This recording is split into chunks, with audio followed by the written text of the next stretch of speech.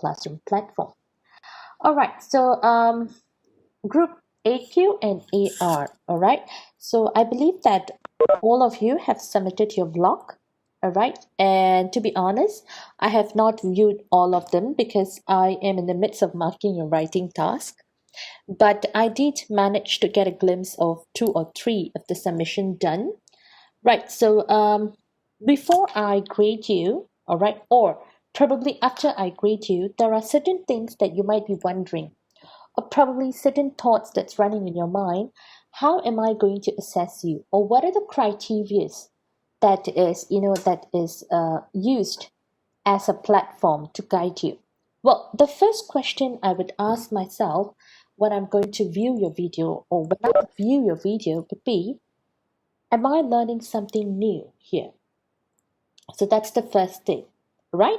So if I happen to take away a lot of information from your discussion and so forth, then yes, you have done your job well. But let's say if I find that the information that is being shared is something that is probably commonly known by everyone else, then of course you would not be getting an excellent score. Well, that is just one of the criteria. Second aspect is that because subtitles are not allowed and no voiceover is allowed, so which means that can your conversation, all right, or your presentation be understood naturally? Okay, or am I having difficulty in trying to understand what you're trying to say in terms of your pronunciation, or probably in terms of how you gather your thoughts and present them in your speech? That is number two. Number three is, how creative are you in terms of organizing your vlog? Right? Each of you have got your role in the vlog. Does it look segmented because you guys are just trying to merge one video to another, or does it seem like a cohesive video in terms of having an introduction and then from the first speaker to the last speaker itself? So that those are some of the aspects that I will look into when I'm going to assess. All right, so this is week 12. By end of this week, you should be able to view at least your resume, all right, your writing task, okay, and your listening task. These scores should be released to you by end of this week, and by next week you should be able to view your log scores. All right, so just bear with me. Okay, and last but not least, all right, just to give you a reminder that your final assessment, all right, the dates will be announced later, and the main aspect that you will be tested on would be reading comprehension and grammar. Okay, so going back again, all right, so that would be the topic of discussion for today's lecture as well.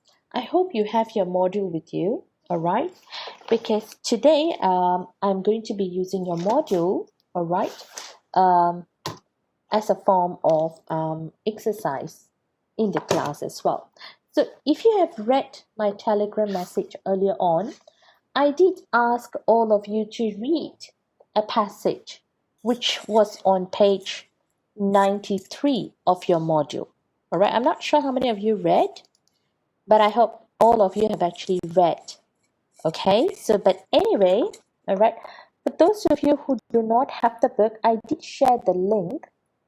Okay, I remember I shared the link in Telegram, or no, in Google Classroom for you to just go and read when you're free. Okay, so this is the passage, all right. If you remember the technique that I probably shared with you before the new year, I spoke about scanning and skimming technique, all right. So I want you to just probably skim or scan this particular passage.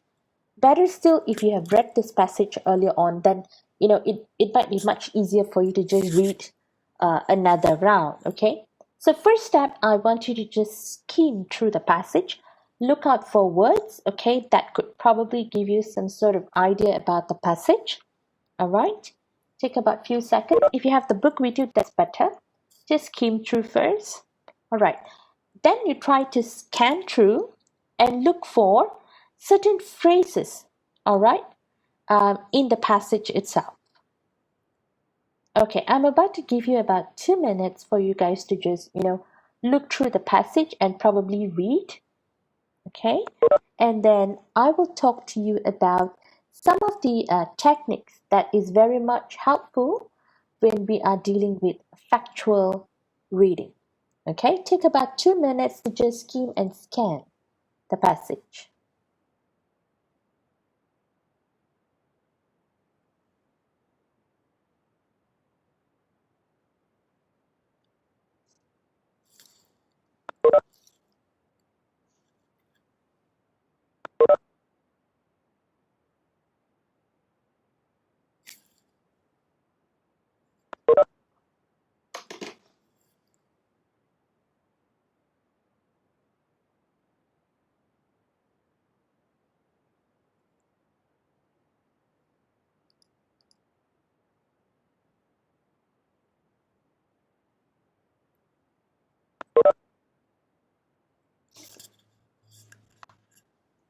All right, if you have skim and scan, okay, and probably try to understand what could be the discussion of the passage, or probably you have read the passage earlier on, then this step would be much easier for you. Yes, I remembered I shared with you a bit different pattern of technique in the previous class. Well, that is much easier to follow, whereas this particular seventh strategy of reading does share some sort of similarity, but this is more feasible if you are reading a passage or a text that is pretty factual, all right? And then you are trying to make sense of what is being spoken in there, or if you're reading a narrative piece of writing, like what you are reading at the moment, okay? So, some of the things that would take place, of course, the first thing is activate, all right? So, when you look at the phrase or words in the passage, some of the words may trigger or activate your prior understanding or knowledge related to the topic, okay?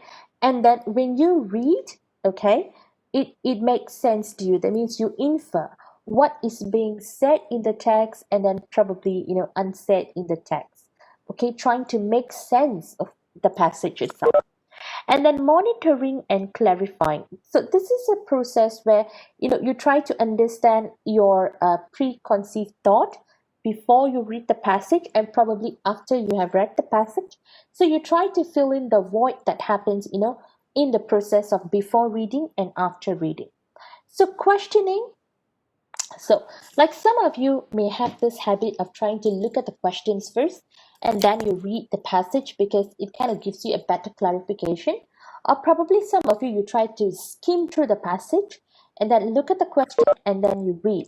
And some of you, let's say if you're doing it in a classroom activity, you probably have questioning session with your friends to have a better understanding about the passage. All right, so that's another technique. Searching and selecting, so this is a way of trying to narrow down our reading to look for answers, okay? Summarizing is a famous technique where you try to read the passage and then you try to summarize, so that you have a better picture of the passage itself. Most often we do this probably in mental, all right, in mental state we try to summarize and understand, especially if you're dealing with certain stories or narratives. You try to understand the event that is taking place in the story, okay? And the last step is visualizing and organizing. Again, goes back to certain type of genre, especially narrative. You try to visualize what happens in the story and probably try to organize the plot of the event, all right, the climax, the resolution, and so forth, all right? So this is one of the technique that is adapted, all right, from McEwan, okay? So again, as I said, I won't say that this is the best technique, all right, or the technique that I shared with you earlier on is the best technique. You have to choose and see which one works with you, okay? So whichever technique that works with you, you can go along with it. So how do you know whether which technique works with you, that again goes back to, how effective are you in terms of answering the reading comprehension passage. Okay. All right. So some of the words that came across in the passage that could give us a bigger picture of the of the paragraph are these. Okay. There is this word called hedonistic generation, okay, where you can find that in paragraph 2.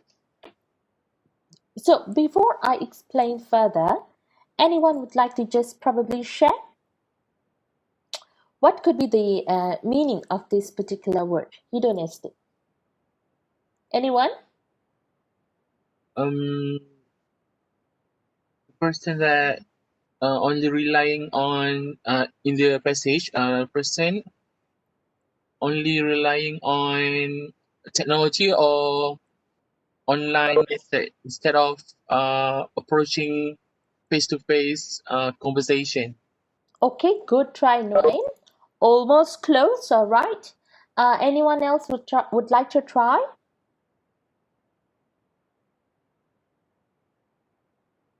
Okay. All right. So anyway, when we talk about hedonistic, let's go back and understand the passage. Yeah.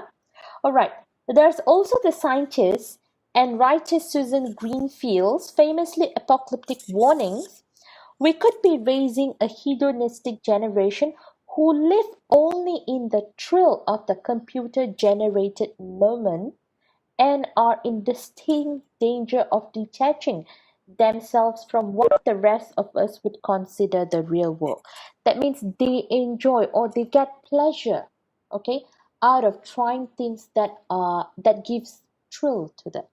And most importantly, this hedonistic generation is a generation who only live for the moment, didn't look at the future. All right, so that is the understanding of hedonistic. All right, okay, let's look at the second word, emoticon adult zombie. All right, so you can actually see this particular phrase in paragraph 4. So anybody would like to talk about this word? Emotionless. Very good. Emotionless. Yeah. All right. That's a very good try. Okay. On point.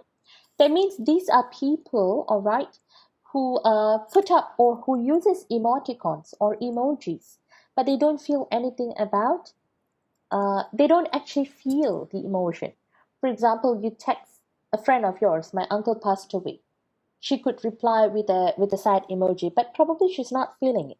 So that's what they meant. Emoticon adult zombie. All right. And the next word, augment. Okay. So this is present in paragraph 7.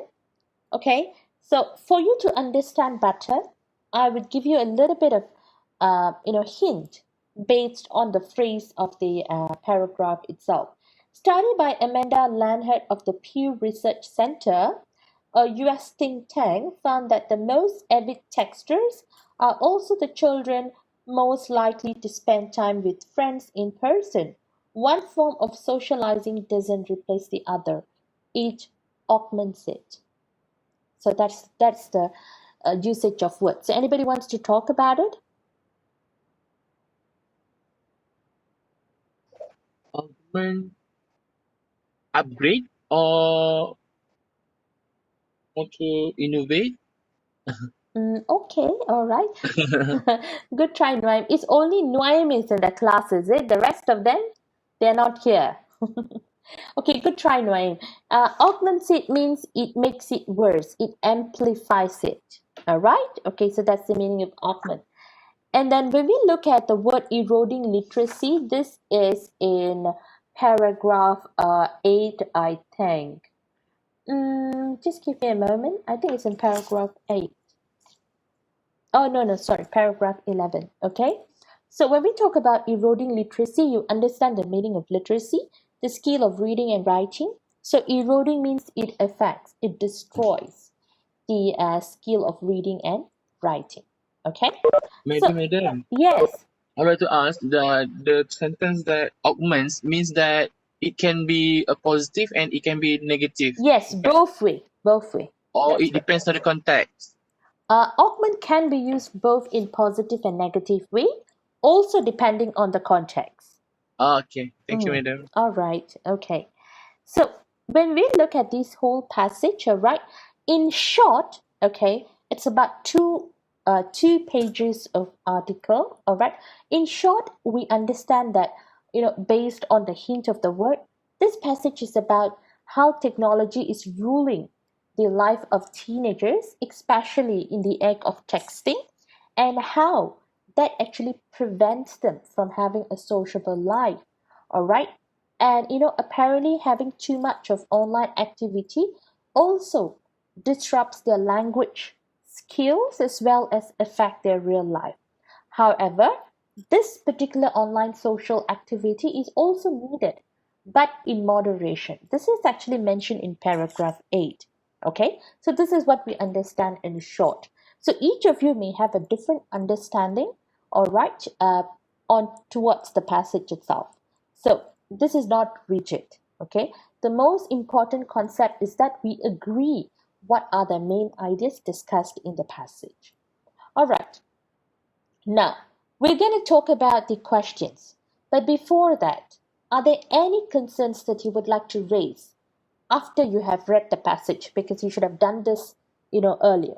Were there any concerns that you would like to raise?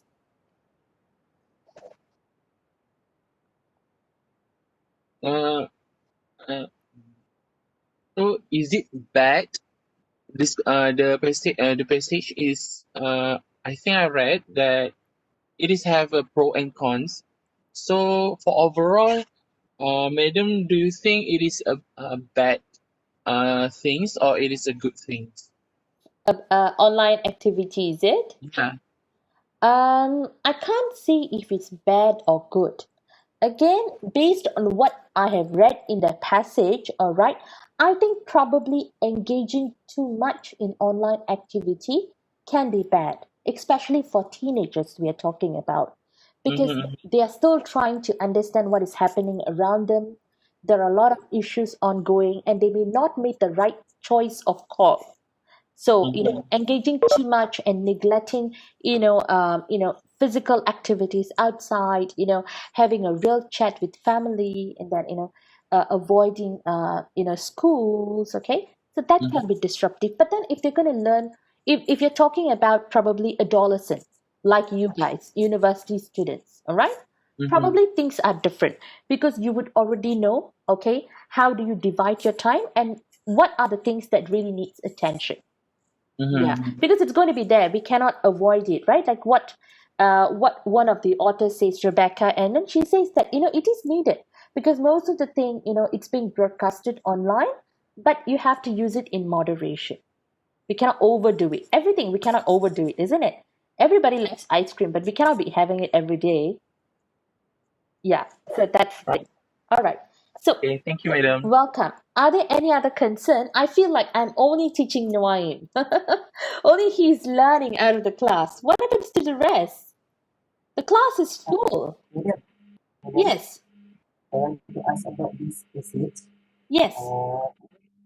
Um, this passage are about some what is it this modern technology now. Uh-huh. This are about some people or students like us, youngster um, interact with online or interact with social. Oh, okay, As, okay. All right. So, apparently, all right, this is focusing more on a teenage, all right, and particularly on social media. All right, because they're trying to talk about how these teenagers are connecting with people online, but they don't have this kind of relationship in real life. Okay, welcome. I hope I answered that. All right, so now let's go back and look at our questions. All right, so if there are any concerns along the way, then you can let me know. All right, let's look at the first one. According to the author, it is shocking to know that teenagers. Okay, this is in paragraph 1, actually. The answer is in paragraph 1. I'm just going to call randomly Once you have the answer, you just let me know. Okay, Nur Zulaika Shatira, can you please tell me what's the answer for number 1?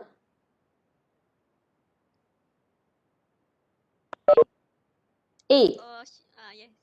Very good. A. Text more than 250 words. That's right. Thank you. Okay, the word hedonistic in line 7 can be best replaced with, if you've been listening to me, you would get it right. Rina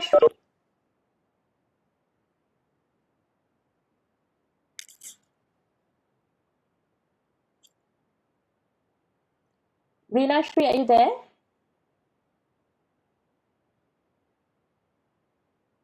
Maybe having issues or what. Okay, Wendy, what about you? You can try and give me the answer. Thrill seeking. Very good. Pleasure. Thrill seeking. Okay, that's right. The answer is actually thrill seeking. Okay. What about 3? Which of the following is a trend friends in and others do not fear? Okay. So apparently this is in paragraph 4. Okay. So Zato, can you give me the answer?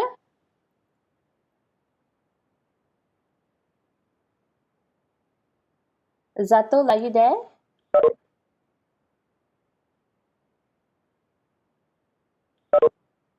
Maybe got internet issues or what? Okay. Masita, maybe you can try giving me the answer, please.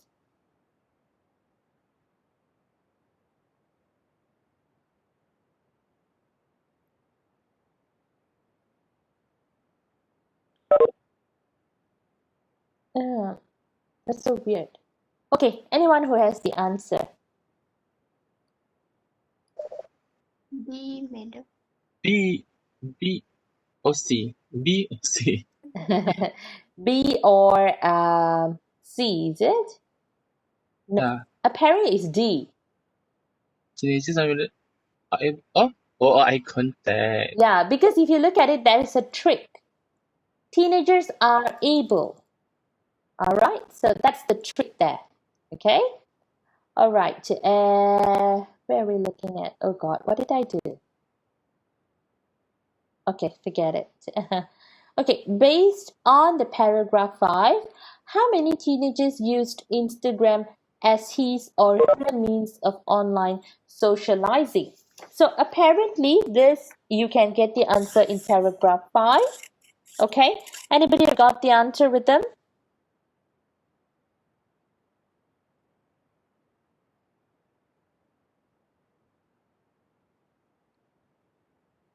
One. 1, very good. Yes, it is 1. Okay, apparently 1 was a Facebook photo. I'm all Instagram pictures of what I'm doing in the city. So that's the answer. Yeah, okay, very good. So among the people mentioned in the passage, who suggested that one form of socializing does not replace another? Okay, we talk about it, the word augment. So who said this? Chang Chia-yun.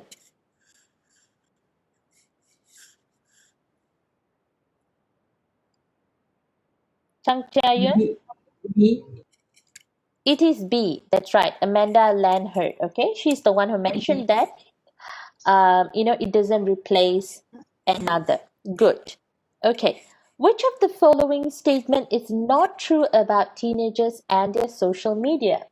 So apparently, the answer is in paragraph 9. Okay. Anybody have got the answer with them? A. Hmm? A. A, very good. A. Yeah. Yes. A. It's very obvious, isn't it? All right, it's A. Okay.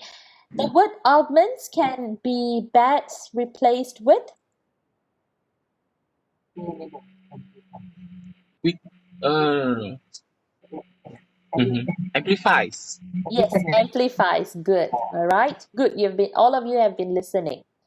Okay. What does the author mean by short form of writing is eroding literacy? Okay. Short form of writing like PLES, TQ. Okay. These are short form. And it's eroding literacy. So what do you think is the answer? D.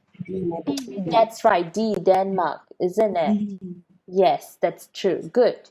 Okay, what was the advice given by Rebecca Anon regarding online socializing? It's in paragraph 8 actually.